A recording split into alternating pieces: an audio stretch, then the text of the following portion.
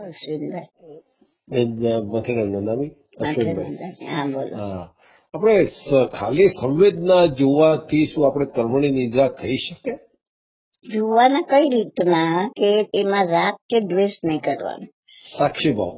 સાક્ષી ભાવ એટલે જો તમે ગમી જાય એવી સંવેદના આવી અને તમને ગમી ગઈ હા, અને એમ થયું કે આ તો બહુ મજા આવી ગઈ, બહુ સરસ, રહી જાય સારું, તો હા.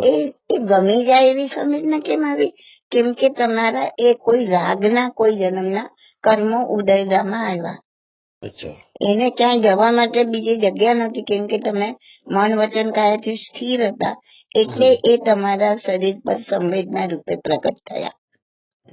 હવે એ પ્રગટ થયા રાગના કર્મો અને સામે તમે રાગ નાખ્યો, આ મજા આવી ગઈ, બહુ સરસ, બહુ સરસ, હા, તો લઈ રાગના લીધા. કર્મોના ગુણાકાર કર્યા, બેઠા તો ભાગાકાર કરવા.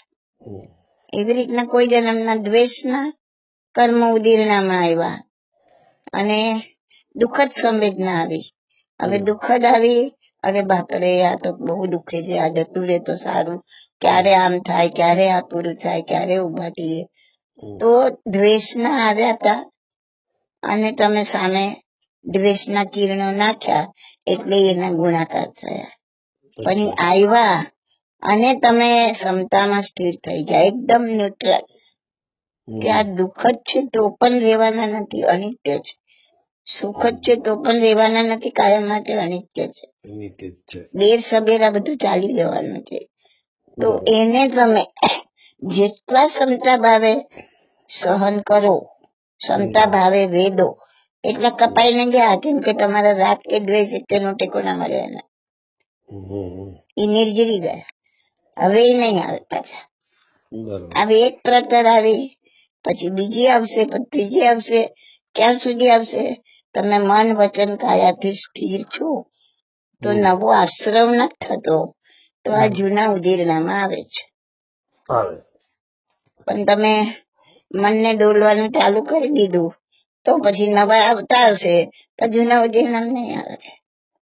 તો નવાને રોકવાના છે અને જૂનાને ઉદીરણામાં લાવીને ક્ષમતા ભાવમાં સ્થિર થઈને ખપાવાના છે.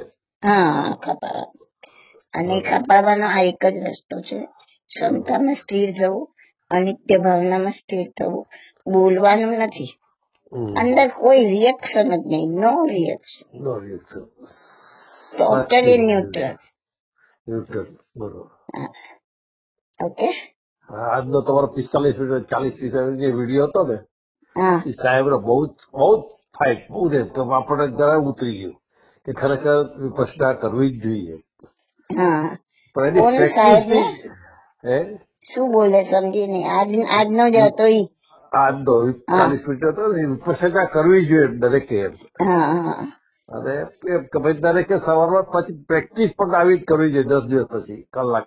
હા, કરવી જોઈએ તો ઇમ્પોર્ટન્ટ. આ માનવ જન્મ જ એના માટે છે, એ કરતા નથી, નવા ઢગલા કરી રવા. રાઈટ, બરોબર.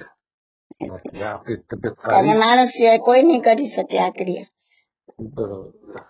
દેવો નહીં કરી શકે, કોઈ નહીં કરી શકે.